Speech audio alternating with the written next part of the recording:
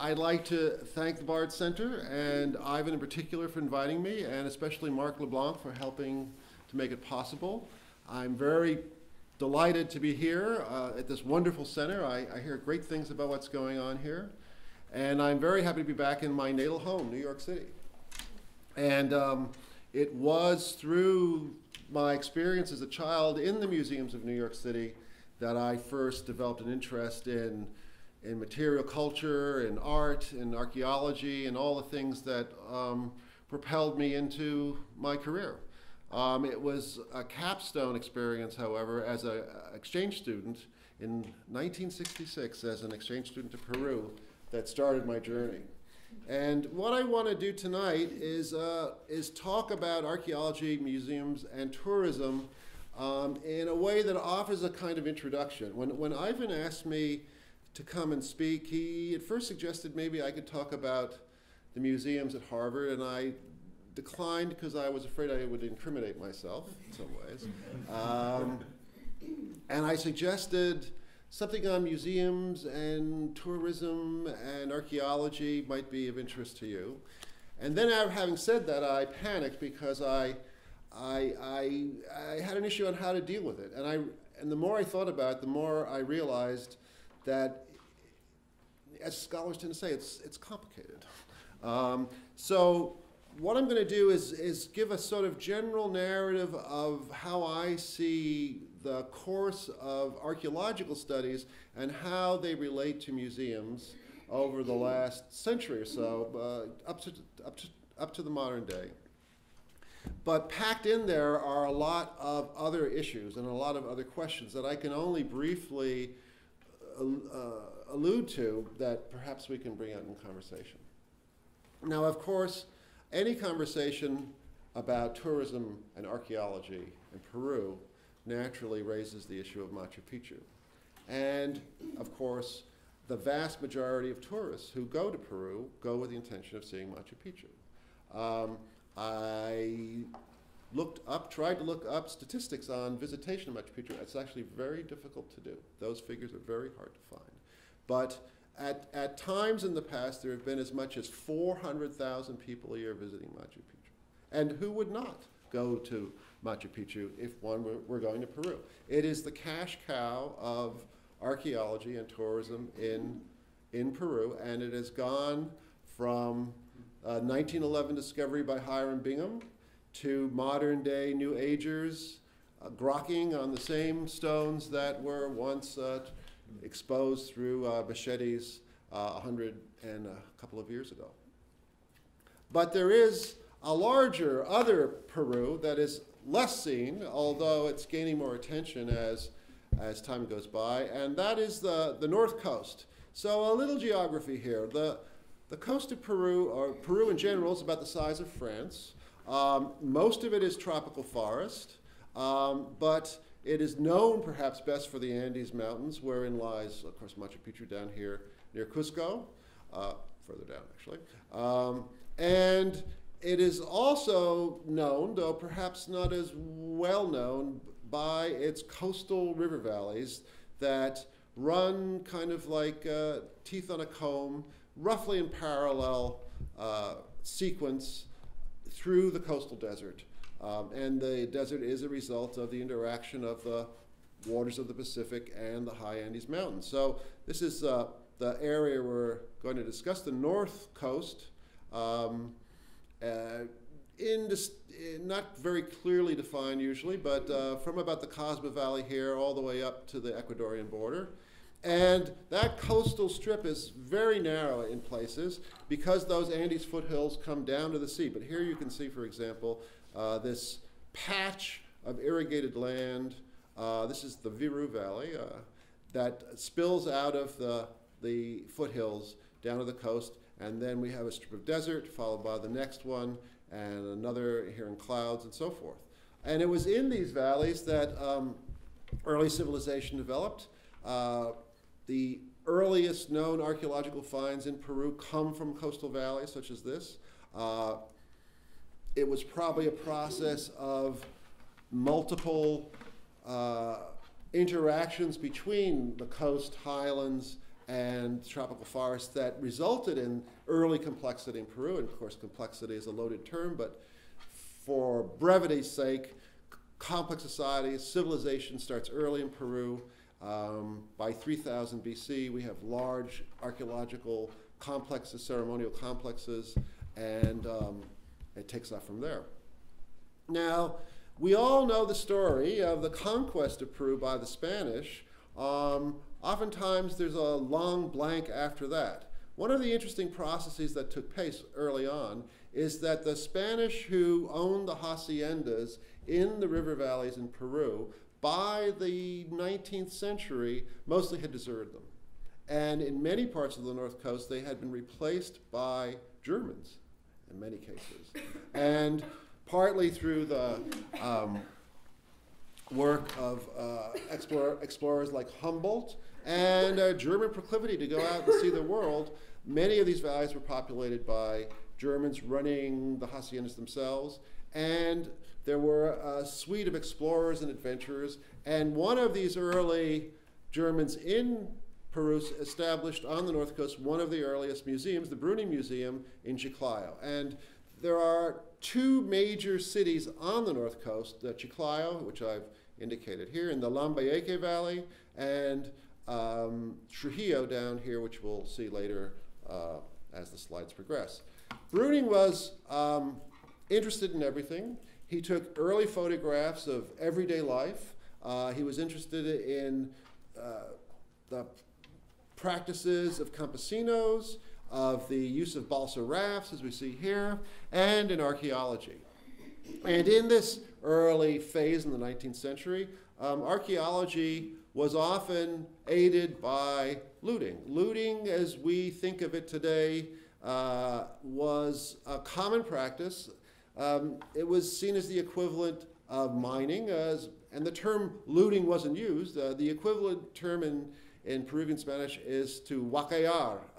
Huaca is the term for a adobe temple complex, and so to huacayar is to dig in huacas. And there are actually songs about going to huacayar as something one does. The remains were seen as something in the equivalent of minerals to be excavated from a mine. So there was very little distinction, and the collecting impetus of Europeans was the same, that there's nothing particularly wrong about going out and digging on a Sunday afternoon for some pots to take home mostly as souvenirs. And of course, the even greater lure of gold and silver in the tombs.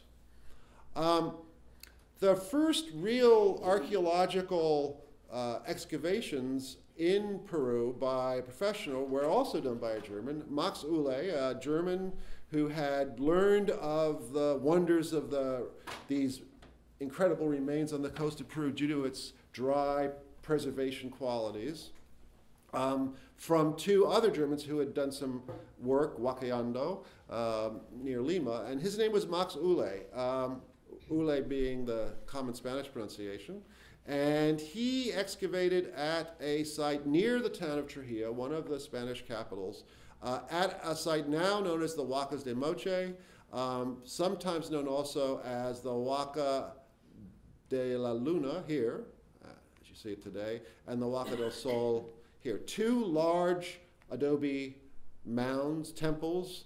As a matter of fact, the largest prehistoric adobe structure in the New World is the Huaca del Sol.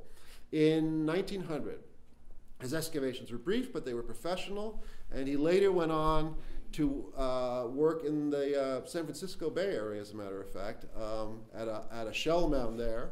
And it was Uhle who established the modern chronology of Peru as we know it, getting beyond the concept that had previously existed of Incas and pre-Incas into a more complex chronology of ancient cultures based on changes in ceramics primarily.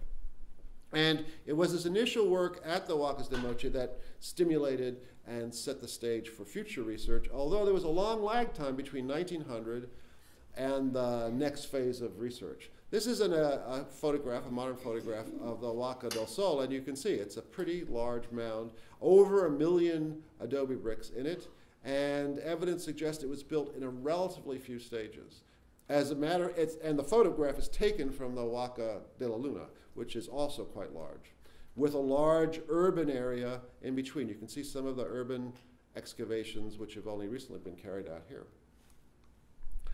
The Huaca del Sol is so massive that legend has it, and I've actually been trying to research whether it's true or not, but legend has it that the complete Huaca, you can see this sort of a piece missing here. It looks very impressive from this side, but actually it's been slimmed down. Whoops, sorry, I'm going the wrong way here. It's been slimmed down by the action of the Moche River. The valley is called the Moche Valley.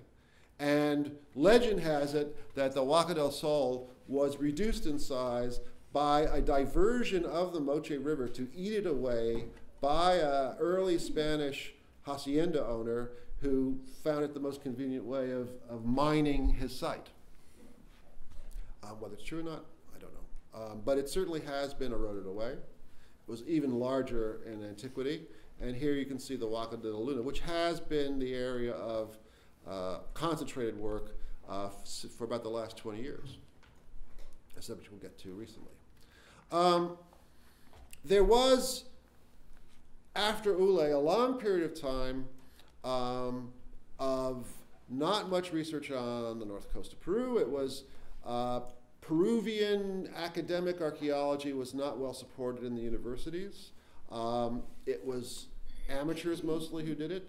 And it was only in the late 1940s when a group from Columbia University and Yale University put together a research team with the help of a Peruvian hacienda owner for a large project in the Peru Valley. And that hacienda owner is a fellow named Rafael Larco Oile, who plays a very large role in our story, as we will come to it. Now, by the 1940s, this accumulated research had helped to define an archaeological culture which is sometimes known as Moche or Mochica. Moche being the river valley, and Mochica a derivative from an ancient language known to have been spoken on the north coast, but only relatively recently, shortly before the arrival of the Spanish. And that archaeological culture was defined on the basis primarily of very distinctive ceramics. Ceramics that were usually made in bichromes, 2 colors, sometimes a third added, that included modeled figures, very detailed figures of often warriors or seemingly everyday activities, definitely monster gods, of architecture, such as this reconstruction view of what the temple, the Huaca de la Luna may have looked like, and of metalwork, such as this large black back flap, which was part of a warrior's costume. And it was the congruence of these 3 kinds of data sets in a relatively narrow area of these 9 or so valleys on the north coast of Peru that gave a cohesion to the concept of the Moche and Mochica culture. And the person, well, here is another view of what that temple may have looked like. And the ceramic style seems so distinctive and was so appealing because unlike many of the other art styles that are known for ancient Peru, which tend to our eyes to look highly geometrical, highly abstract, and although very beautiful, Moche art has an appeal very similar to Maya art in being representational. And that, combined with the distinctiveness of the spread of this art style over these valleys, and apparently within a relatively constrained time period, led to the belief of a Moche culture and of a Moche state. And the capital of that state was thought to be the Huacas de Moche in the Moche Valley because it had the largest huacas. The person who promulgated this idea more than anyone else was not a foreigner, actually, but a remarkable man named Rafael Larco Oile, or Rafael Larco. He was the son of a long line of Larcos who lived in the Chicama Valley. There'll be lots of valleys mentioned, though there won't be a test later. So just north of Trujillo. The valleys by the 19th century started growing sugarcane in large quantities, mostly for national consumption. Larco was a sophisticated man. The Peru in the 1920s and 1930s actually prospered. It's very interesting that in the last depression, Peru prospered, and again, in the current recession, Peru is prospering again. Doing very well economically, has lots of raw materials, didn't make major mistakes in its banking, and so is doing quite well. And Larco was trained in agronomy at Cornell University, international world traveler, a very sophisticated man, but had a passion for collecting and for archaeology, unlike many of his local fellow hacendados. And this is not Larco, this is a workman working for him. This is Larco elegantly portrayed in his studio, contemplating a moche pot. But this is the kind of excavations that were taking place. Many today decry Larco's methods, but actually for his time period, he was highly systematic. He took notes and kept very careful notes of his excavations. And unlike many archaeologists, past, present, and unfortunately future, he published in quantity. And it was Larco more than anyone else who defined moche culture, that this is a culture called moche. And he went on to argue that this moche culture could be found from somewhere down here in the Nepena Valley all the way up the coast, and that it was a uniform phenomenon. And Larco had the largest collection of pots because he actually excavated them. He had the convenience of not having to get a permit because he was excavating them on his own property.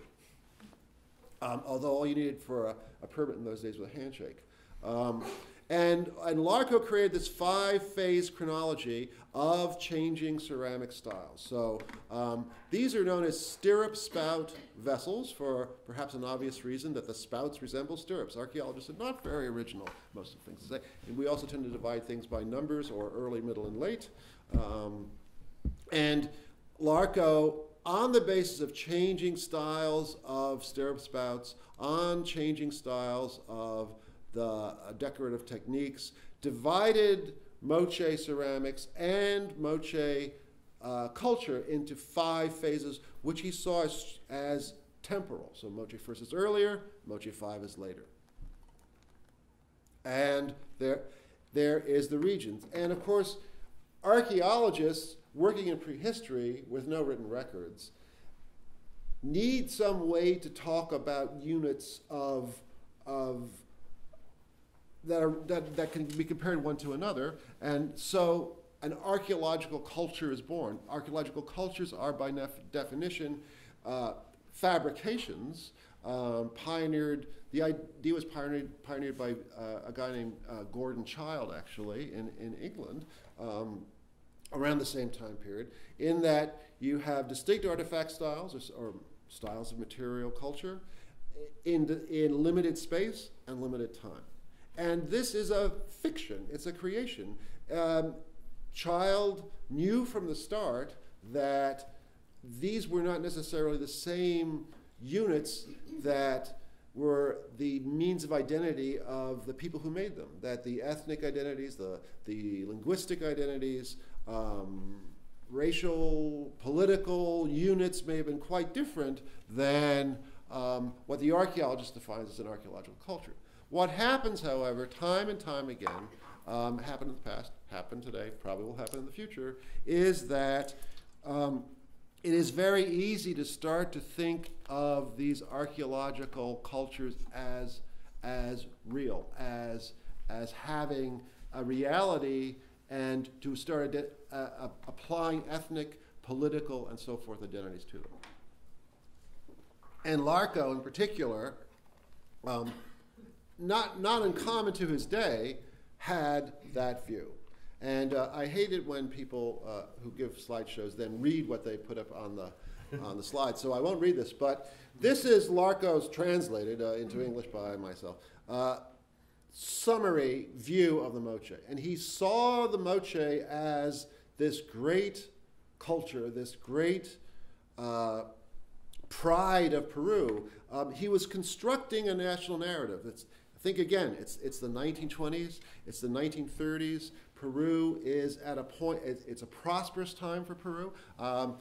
There's a wonderful study that could be done actually on Moche Art Deco, on Andean Art Deco, because that was the time that all this was happening.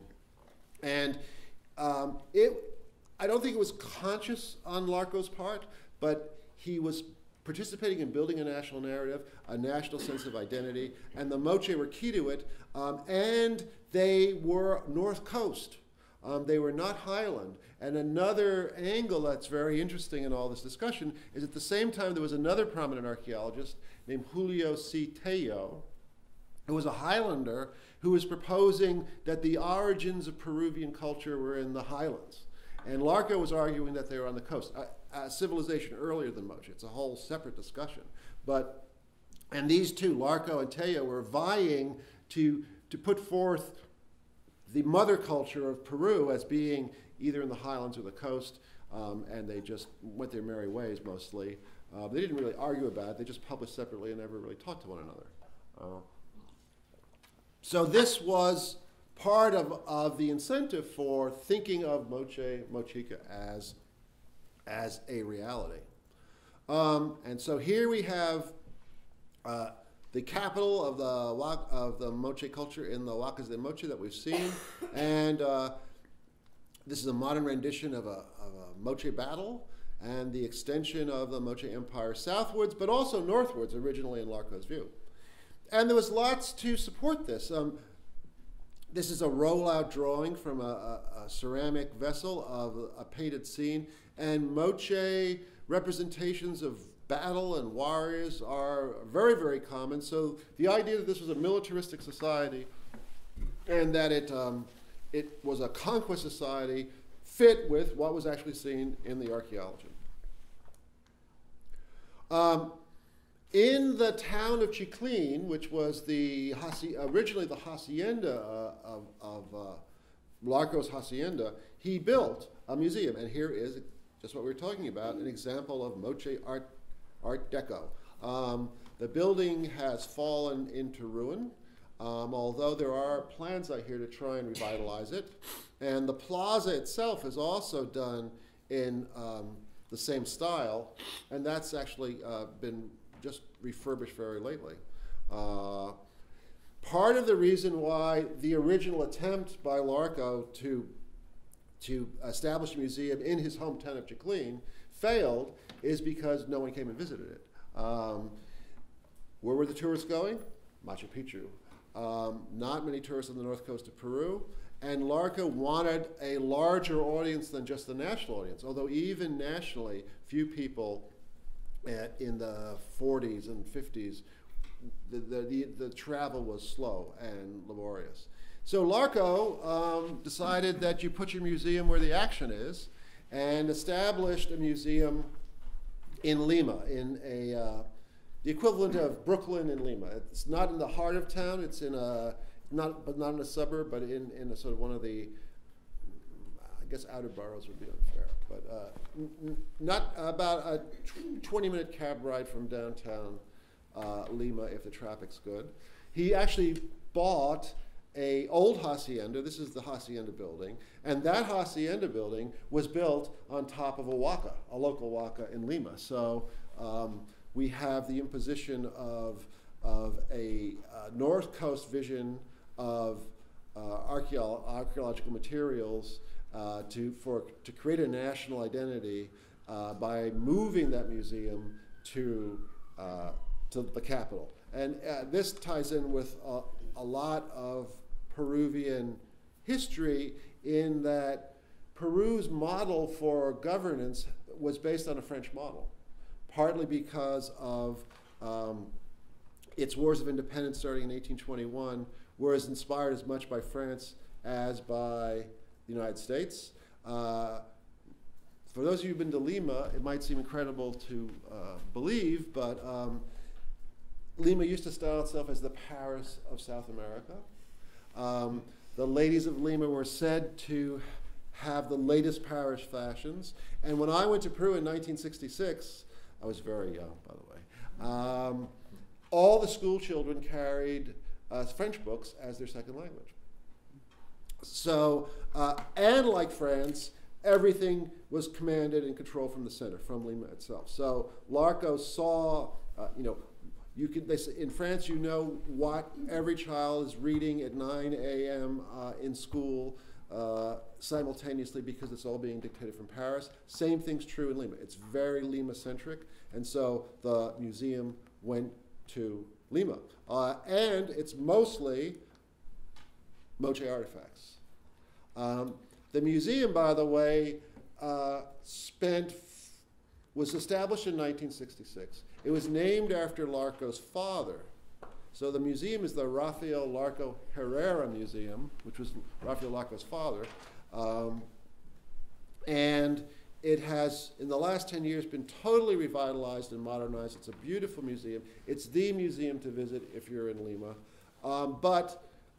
As a credit to Andres Alvarez Calderon, who's the current director, he has left part of the museum as his grandfather originally envisioned it, which is in these shells, packed as much for research as it is for tourist visitation. This is just a small part of the collection.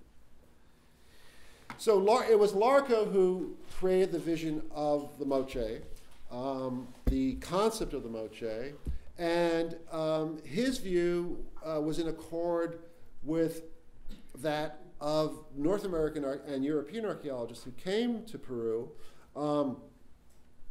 Now, Larco died in about he died right around the museum, at the time the museum was created, 1966. The New Archaeology, as some of you may have heard of the New Archaeology, which was a re-envisioning of archaeology as a scientific discipline, an attempt to apply cultural evolutionary concepts to the past. It was an attempt at generalizing rather than particularizing. And so the idea of viewing the Moche as a state, as a conquest state, fit very well with the intellectual concepts of scientific archaeologists coming to Peru. Despite that, however, with the one exception of an archaeological project run by Harvard University,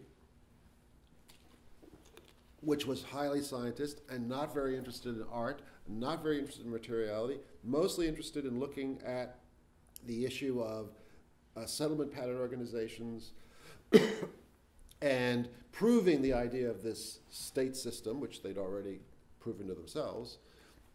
Much of Moche's studies from that point on focused more on looking at these huge archaeological collections that had been built up over the years. Larco had thousands of pots. Because the style was seen as relatively consistent from one part of Mochilandia, as we like to call it, to the other, there was no need to work out anything other than a general attempt at chronology. And any archaeology that was done was always done in relationship to the Larco chronology because it had been established. And it was very clear, at least it seemed to be, that the sequence worked from the earliest pottery to the late. And there was a tremendous amount of information to be gained simply from looking at these ceramics themselves. They told stories, they were narrative, they were approachable in a way in which the more abstract textiles in some cases, ceramics in others, did not seem to be. Although why you would have a vessel of someone apparently washing their hair was maybe a difficult question to attack. At least you could say that this appeared to be somebody washing their hair. Two people meeting outside of a building, and a person with very bad dental work. Also, and this is, I think, a critical point, there was a retreat from excavating huacas. As a matter of fact, few huacas had ever been excavated up to the point of the 1960s into the 1970s. And this I will read. The reasons for not excavating huacas were numerous, and they were because of an understanding of the past, which turned out to not quite be true. One was that there was nothing left. Now, there was some good evidence to suggest that the looting had been terrible. There are parts of Peru that look like the surface of the moon. There we have the example of the Huaca del Sol, which had a river diverted to eat away, and supposedly tons of gold were found. Again, legend has it, tons of gold were found by the Spanish hacendado who had done it. So the view is that the looting had taken away most of the good stuff, of the interesting artifacts. Second is, excavation is destruction. If you are going to excavate in a huaca, you have to take it apart to do so. And there was a strong feeling that this was somehow wrong, even though these things often looked like they'd been hit by a bomb, by looters, by the occasional devastating rains that occur when El Nino events happen. Nevertheless, to take apart a huaca even more by taking the bricks away seemed like a desecration, and furthermore, it seemed like it was going to result in very little information. If there's no gold or objects of interest of any kind in these big piles of adobe bricks, why would you want to take them apart in the first place? Why would you want to spend so much money removing brick after brick after brick in the vain hope of perhaps finding something, and then walk away with no results, when you could dig in a garbage mound, for example, and find at least data? You would have the food remains of what people ate. Again, Peruvian archaeology at that time tended to be relatively underfunded compared to other pressing national needs. So it was left to foreign archaeologists to do the research, and the result was that foreign researchers, especially given all of those three prior reasons, if they only had a limited time season to excavate, 3 months, they would not want to spend it moving adobe bricks and then have to go home and have to tell their granting agencies or their dean, what did you do this summer? Well, I removed a lot of adobe bricks and didn't find much. All of this dramatically changed. And it dramatically changed with the discovery of the tombs at Sipan in 1987. The Sipan tombs are the richest tombs in the New World if you measure them by the quantity of precious metals. They are still among the most spectacular tombs ever excavated in the New World. And they astounded not just the archaeologists, not just the general public, but the archaeologists as well. Why did they astound them? There were numerous reasons. First of all, the main tombs of what can be called the Lord of Sipan was not found in the main mound. This is actually, it looks like a hill, but this is actually what happens when a large adobe structure is rained on enough times over centuries, it starts to look like a hill. There are many, by the way, very large huacas that for many years were thought to be hills, even by archaeologists in Peru. But the Lord of Sipan was not found in the main huaca. He was found in a relatively small platform mound on the side of the huaca. So that was news to archaeologists. And the other shocking fact about the Lord of Sipan is that he was found in a relatively small, well, you can see it up there. This is a relatively small huaca, the Sipan huacas. They look pretty big to me and to you. But compared to the Huaca del Sol, this is a small complex. And yet the amount of wealth found with the old Lord, there was the old Lord, the new Lord, there were more than one burial. The amount of wealth seemed to be extraordinary compared to what was expected. Now, I don't think the archaeologists really knew what to expect, truthfully, but by the time the dust settled, it caused a re-evaluation of the whole idea of the Moche state, because this fellow seemed to be much more elaborately attired and much more decked out in gold and wealth than was thought to be the case if it was a small Huaca and this was the Moche capital way down here in the Moche Valley.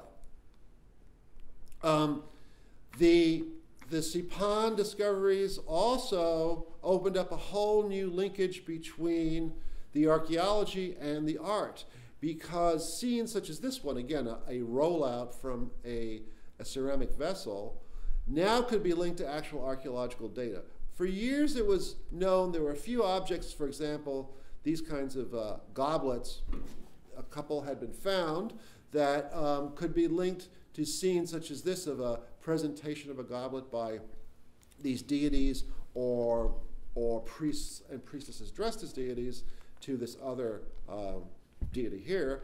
But now, literally flesh could be put on the bones of the art in that the specific details, this is obviously a reconstruction, a mannequin reconstruction of the tomb contents themselves, but even down to the details of this scepter-like device, which you can see over here lying on its side. Here's that box-like device here.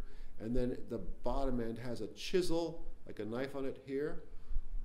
Even little details like this of these particular regalia items were being linked from the art to the archaeology. Interestingly enough, Walter Alva did not start out being a Moche specialist. His interests were in much earlier periods, but it was a discovery that came about as an emergency rescue operation because the site of Sipan was being looted, and Walter was the regional archaeologist responsible for preventing looting. And to bring this all the way back together, where was Walter Alva? He was at the Bruning Museum, the museum founded by Henrik Bruning back in the late 19th century.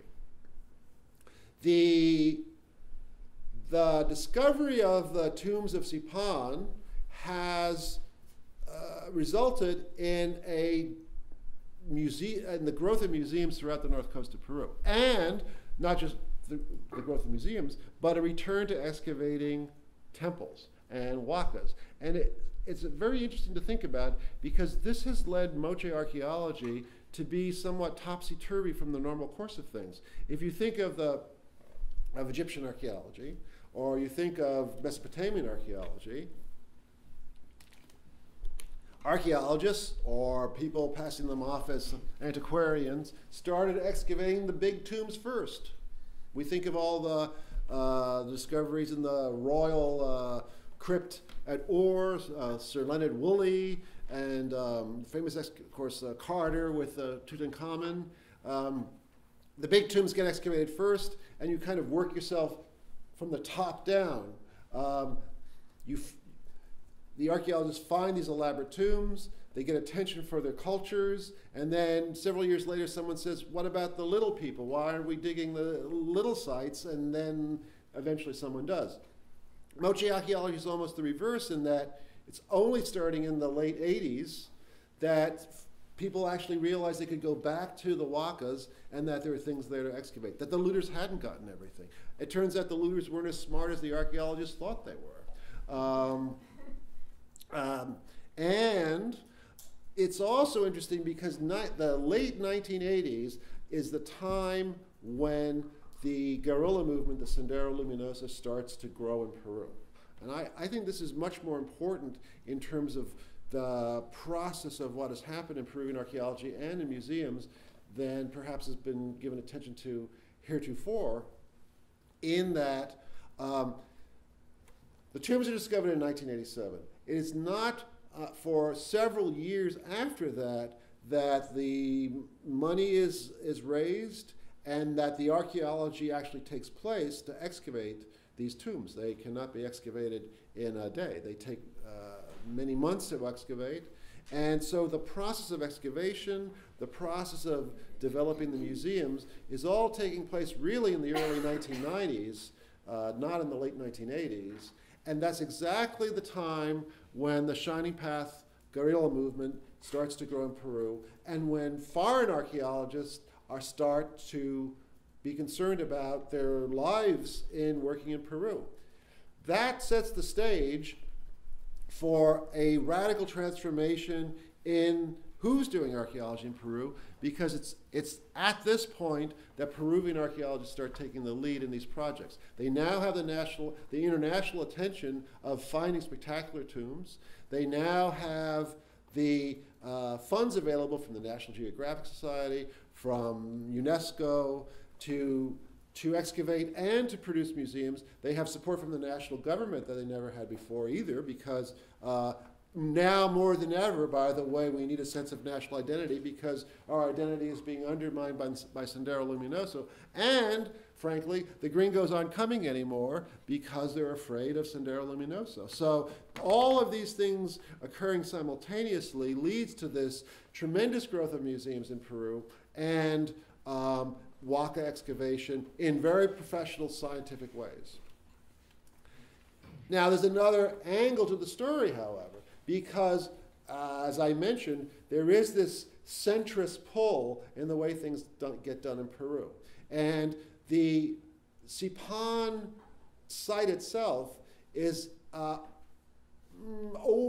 an hour's drive from the nearest large city. And the nearest large city is Chiclayo, where the Bruni Museum is. Well, the Bruni Museum is actually in a little town near Chiclayo, but close enough. If you're a tourist, whether you're a Peruvian tourist or an international tourist, you want to stay in the town of Lambayeque, which is where the Bruni Museum is, a stone's throw from the town of Chiclayo, where the airport is, and where even before airports are common, the good hotels are. And it's a bit of a drive to get out to Sipan. So where does the Sipan Museum go? Chiclayo.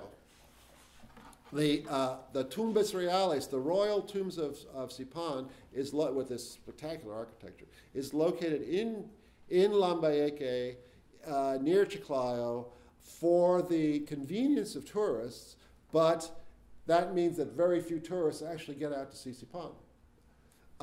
Very recently, however, in the last 5 years, with continued excavations at Sipan, a small but very interesting museum has been put on the site. There's the actual Huaca behind the museum itself. And there have been some new discoveries, more tombs found, which you can now go see there. So now, and this was all done because the townspeople of Sipan themselves said, we've been robbed of our heritage because you just took, our Lord's remains, and they're now in Chiclayo. So it was out of the contestation of the Sipan collections being moved to Chiclayo that the site museum at Sipan was built itself.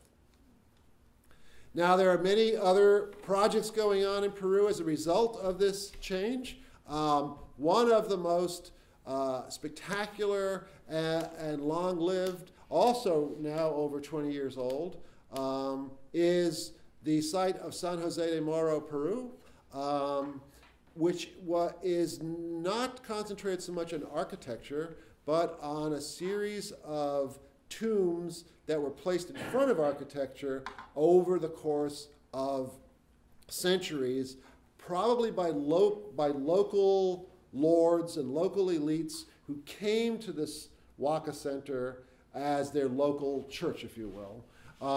These remains were preserved because this was the town football field. And no one wants an uneven football field, so it was kept nice and level and smooth. And the result was that very little looting occurred. And it was the discovery, again, about the same time period.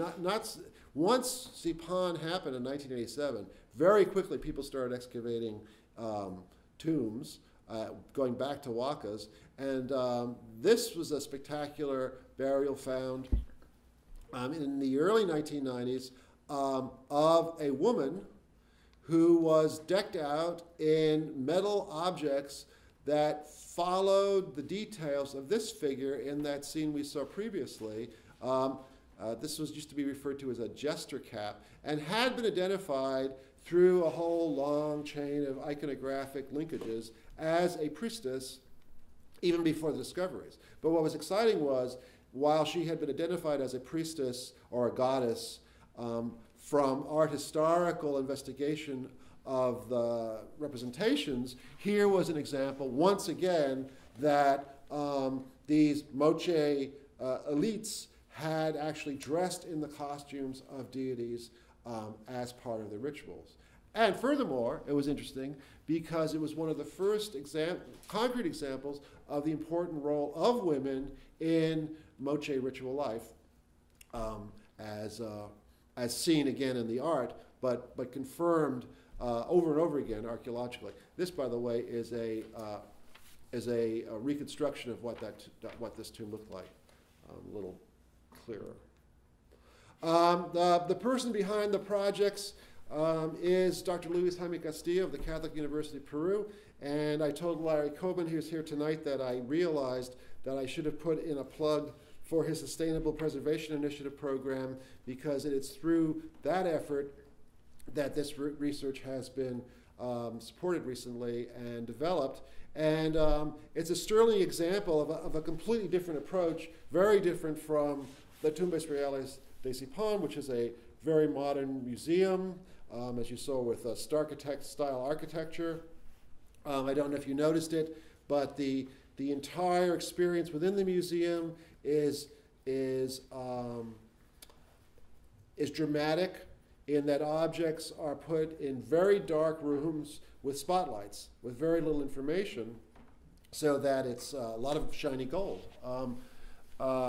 Luis Jaime's taken a very different approach. His and Larry's approach have been to integrate the community much more with the archaeological investigations.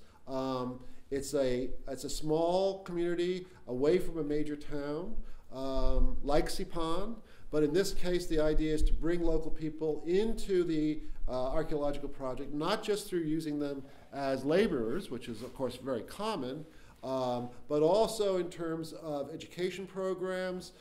There is a craftsman who makes the most outstanding reproductions, replicas of Moche ceramics around there, as good, if not better, than some of the Moche ones, but using the same techniques.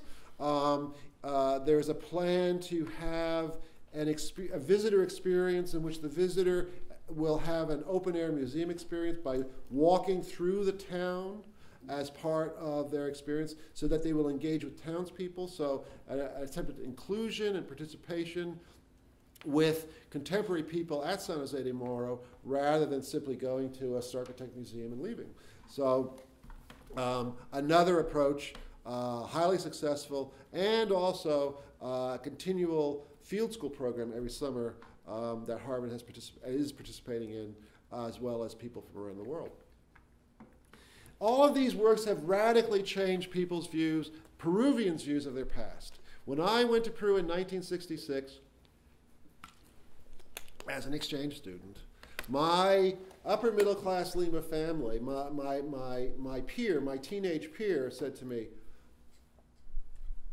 "Oh, Jeffrey, you're going to Cusco? Why do you want to go to Cusco? When we travel, we go to Paris. We go to London. We don't go to Cusco."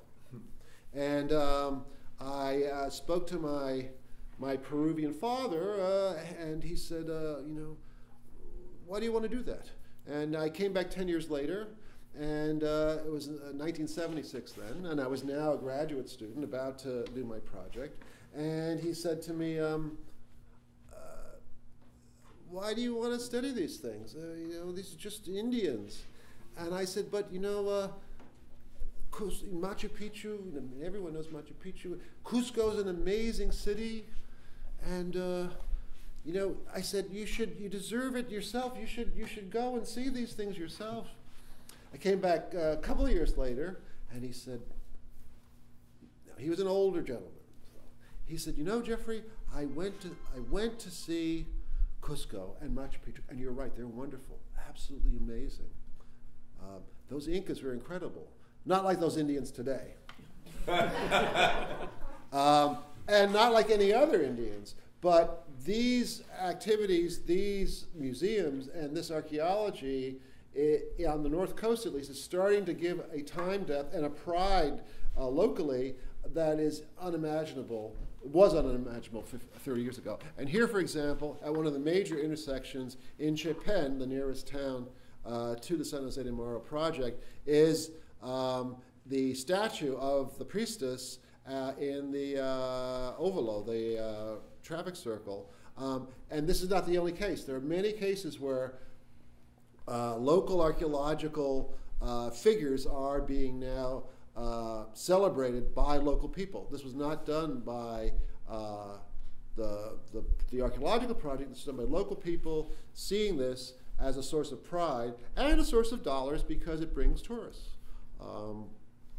A third example is the archaeological site of El Brujo, where I've spent many years working.